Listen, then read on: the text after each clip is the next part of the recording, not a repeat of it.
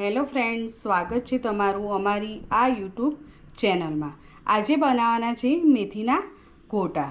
એના માટે આપણે શું લેવાનું છે હવે તમને બતાવું કે પહેલાં ચણાનો લોટ લીધો છે, પછી 3 ચમચી સોજી, મરચાં અને આદુની પેસ્ટ લીધી છે, 4 મરચાં લીધેલા છે અને આદુનો ટુકડો, 1 ચમચી જેટલો અજમો,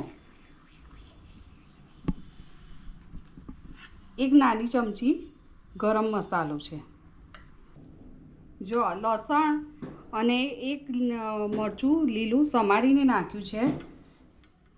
આ અધકચરા ટીચેલા સૂકા ધાણા અને વરિયાળીનો ભૂકો છે, અડધી ચમચી જેટલી હિંગ છે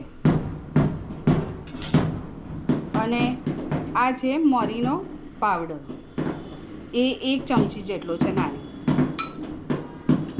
હવે એમાં મેથી અને કોથમીર ધોઈને એડ કરીશું અને 1 નાની ચમચી ખાંડ નાખી છે અને 1 નાની ચમચી જેટલો આંબળિયાનો પાવડર છે। હવે આ મિશ્રણને પાણીની મદદથી મિક્સ કરી દઈશું।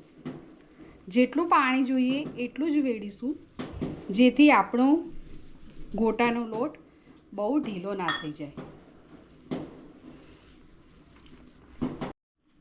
અને સ્વાદ અનુસાર મીઠું એડ કરીશું। આપણે આ મિશ્રણને આવી રીતે રાખ્યું છે, જે ભજીયા પાડવામાં આપણને ઇઝી રહે એ રીતે રાખવાનું છે। જો બહુ ઢીલું નહીં કરવું અને બહુ કઠણ પણ નહીં કરવું। જો કઠણ હશે તો ભજીયા આપણા કઠણ થશે, થોડું મીડિયમ ઢીલું હશે તો ભજીયા પોચા રૂ જેવા થશે।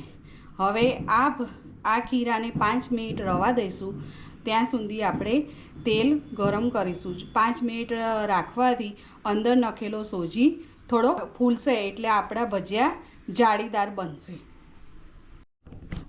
જો મિશ્રણને મિક્સ કરીને 5 મિનિટ જેવું થઈ ગયું છે, એમાં 1 નાની ચમચી સાજીના ફૂલ એડ કરીશું અને એની ઉપર 1 ચમચી ગરમ તેલ। હવે બરાબર આ મિશ્રણને સાજીના ફૂલ બધા મિક્સ થઈ જાય ત્યાં સુધી હલાવીશું।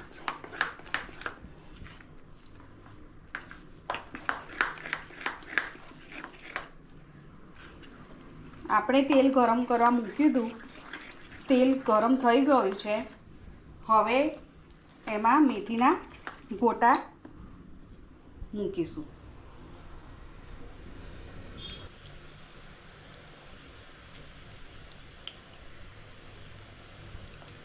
અત્યારે ગેસ મીડિયમ જ રાખવાનું છે।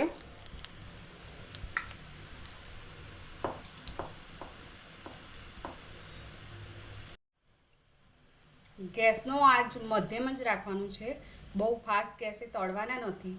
જો ગોટાને ફાસ્ટ ગેસે તળવાથી અંદર ચડશે નહીં અને ગોટા કાચા રહેશે। એનો કલર ચેન્જ થાય એટલે બીજી સાઈડ પલટાઈ દેવાની। આછા ગુલાબી રંગના ગોટા થઈ ગયા છે, હવે એને બહાર કાઢી લઈશું।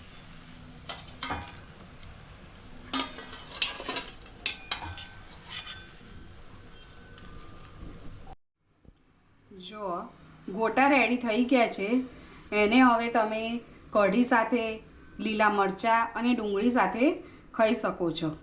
અને જો એ પણ ના હોય તો તમે દહીં સાથે પણ છેલ્લે ખાઈ શકો છો। તો અમારા ગોટા બની ગયા છે સરસ। જો તમને દેખાતા હશે કે જાળીદાર જ છે। જો તમારે કઢીની રેસીપી જોઈતી હોય તો કોમેન્ટ કરજો। અમારી રેસીપી તમને ગોટાની કેવી લાગી કહેજો અને લાઈક કરજો અને શેર કરજો।